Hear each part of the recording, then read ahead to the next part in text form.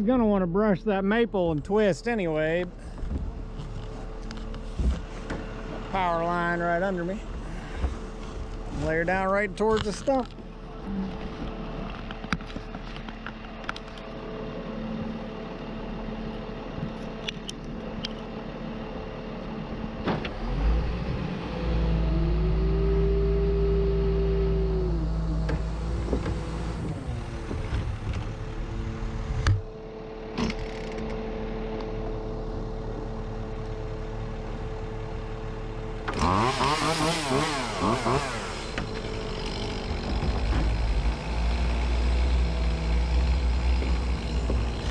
Falling over.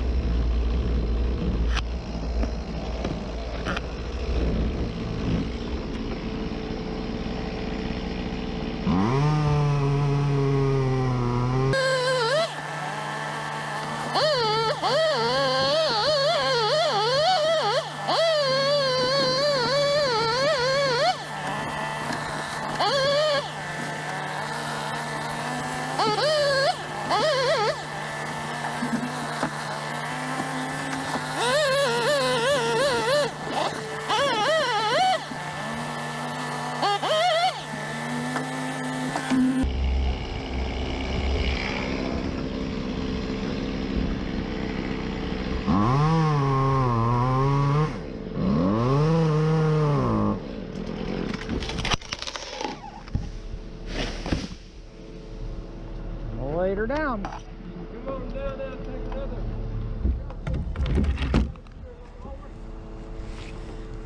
I didn't line my notch up perfect. I'm a little fat. Okay guys, I run some time lapse here because I didn't know how much battery or how long this was going to take, how much battery I had, whether I could make it through, and then also how much memory card. And again, this is actually middle of summer. It's hot. I was kind of surprised the camera actually didn't shut off from overheating. Luckily, I was able to sort of position it right up against the house in the shade because these GoPros are sort of known to overheat and shut off. Me and Dad are up in the bucket. It's kind of interesting to watch that bucket, especially when it's stretched out, how much that thing shakes around. You can kind of see it on the time lapse pretty well. At first, it can be kind of unnerving till you get used to it. We do end up laying some of these pieces, some of these bigger pieces on this limb that's going out over the service cable, the power cable to the house.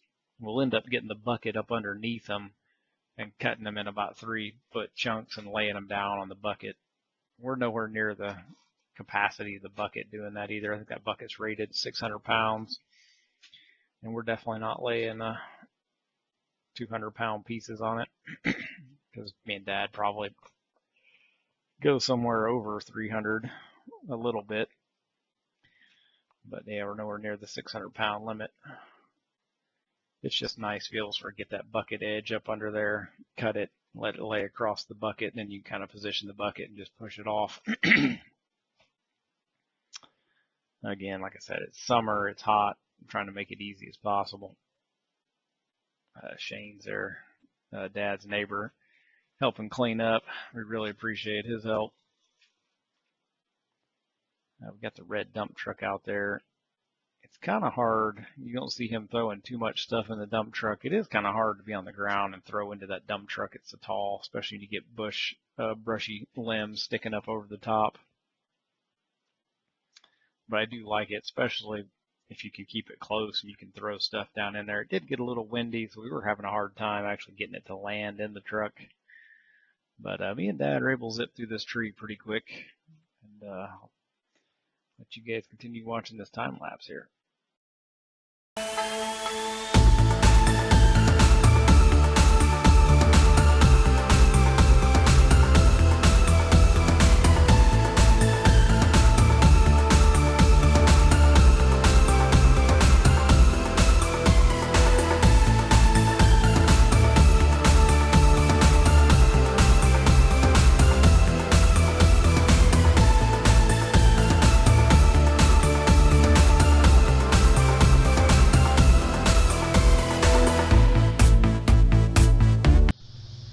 Alright, well, we got a big load on the truck.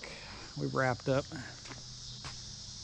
Got her pretty well topped out to where it'll be good for a while till we get ourselves maybe a crane, take the rest of it down, or drop it in the yard. Couple little, trimmed a little small one there too.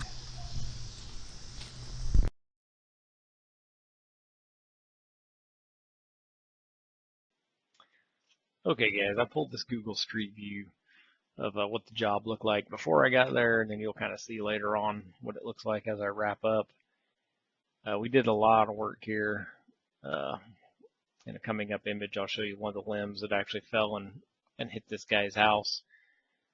He ended up he didn't want the trees taken fully down. One of them he did want taken down that had the limb fall out, but the other ones he all wanted topped to really reduce the risk of any more limbs hitting his house.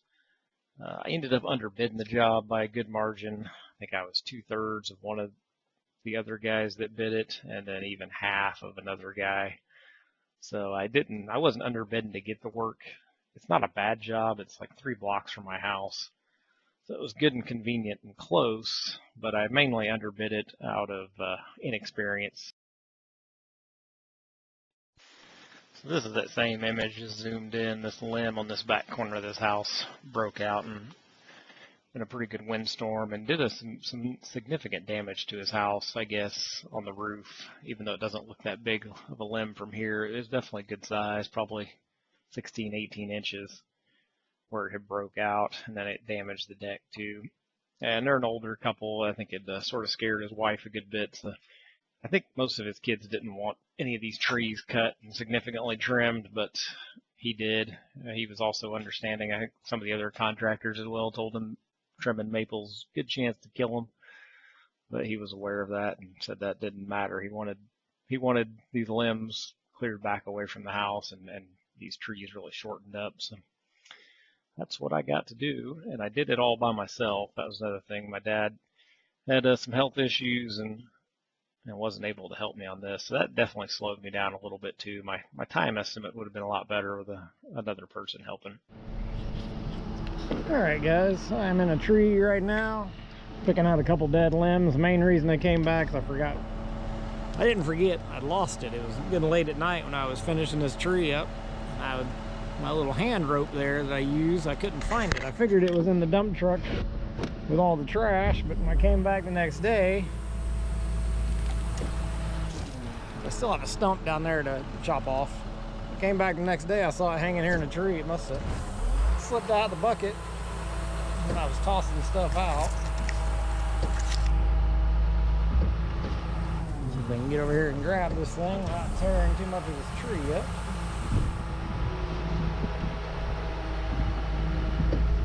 There we go. Nothing too expensive, but I like to keep my ropes. So I will talk about, we topped this tree, and I'll go up for a higher view and show you how I underbid the crap out of this job.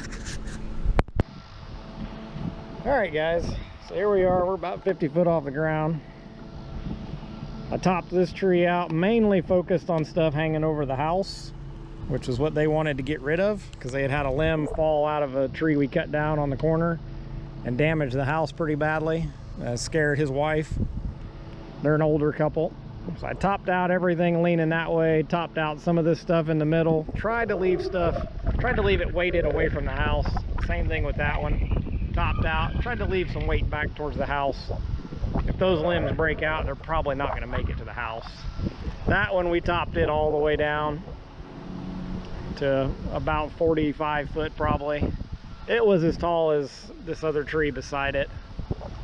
These were both a little, maybe not quite as tall as that far limb, but that tree's on the agenda for later in the year. We'll set up right down there, reach everything we can, top it out. Again, focused heavily on stuff. There's a spur kind of leaning out towards the house. That's going to be the primary focus. Alright guys, I already came over this morning and cleaned up a pile here. The excavator sitting here. This is the tree we limbed out. I'll have a picture of it I can put up. Cleaned a bunch off the side, everything off this direction towards the house. Some on this side. So everything goes straight up and leans just back away from the house a little bit. We also topped out that tree. That was at a different date though. We topped that out a couple weeks back. This is the second load of this tree. We removed this tree. This is a codominant. I think 4 spars came out of it. Topped that tree and the one up front, trying to leave as much hanging away from the house as possible. Alright guys, I just got paid for the job, even though I'm not completely done, but he trusts my work since I've already been out here and done all this work for him already. So we're going to get this cleaned up. I do have to watch, there's a septic tank right here, that's why we stopped right here. And the drain field, I'm sort of on the drain field, but he said that it was a piped drain field and there was no real worry. Because we already had the bucket truck back here, so I know I'm not going to cave in the drain field. So let's get set up and get some of this stuff cleaned up. Well, now my auxiliary, my thumb won't work.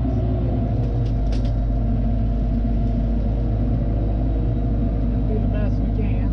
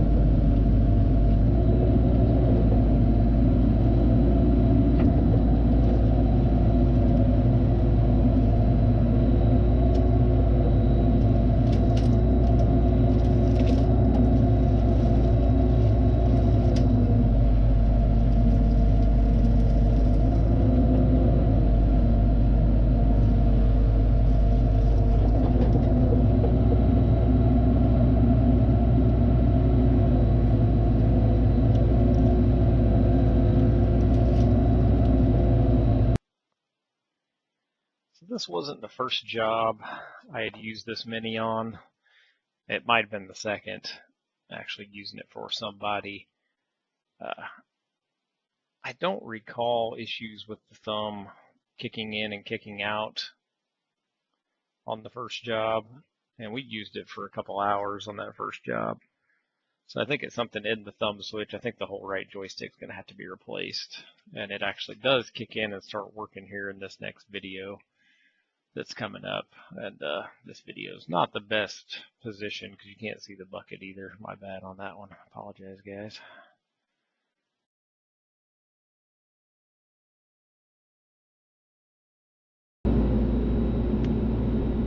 So I'd really wanted to get more video during this job.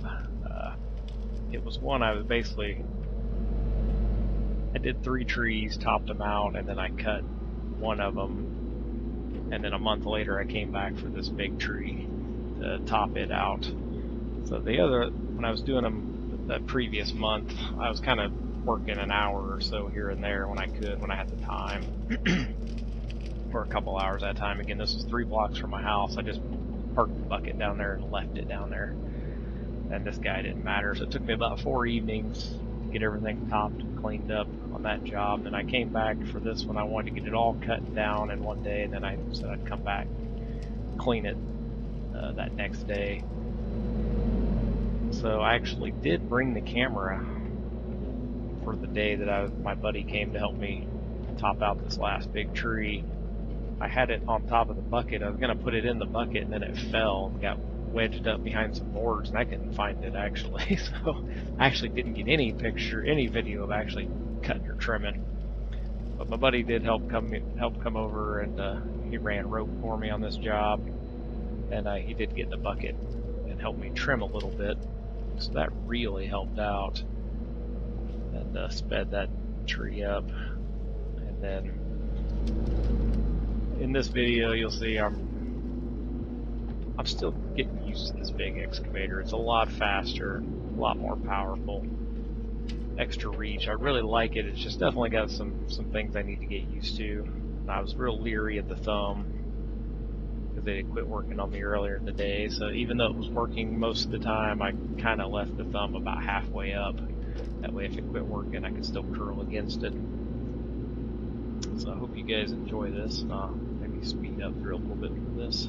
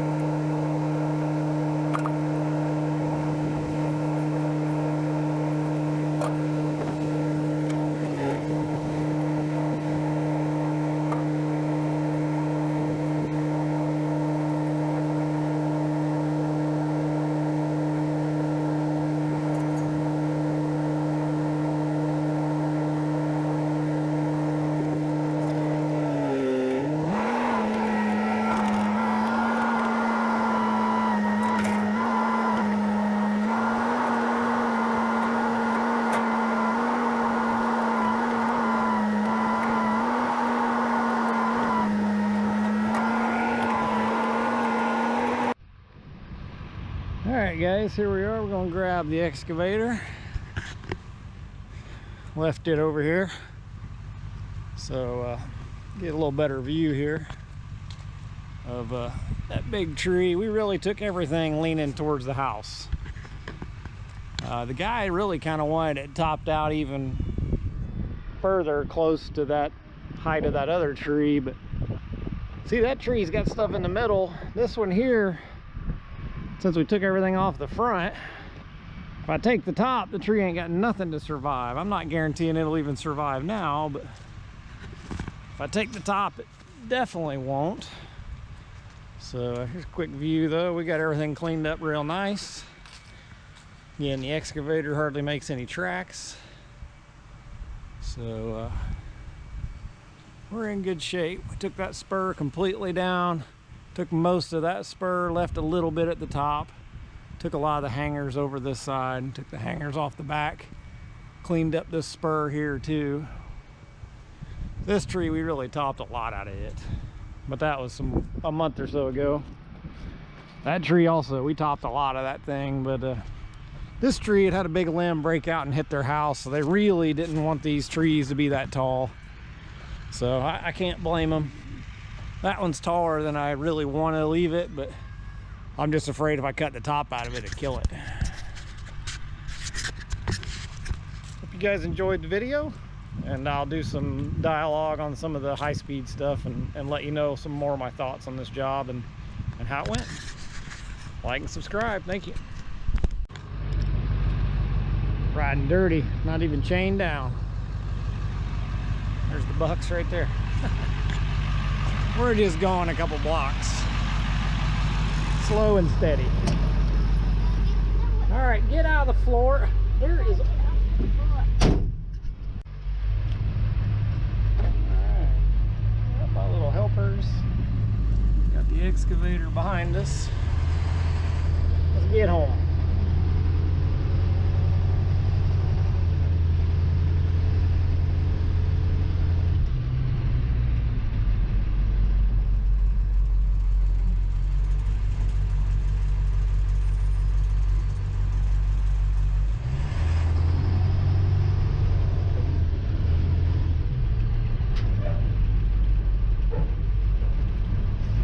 Just make the corner.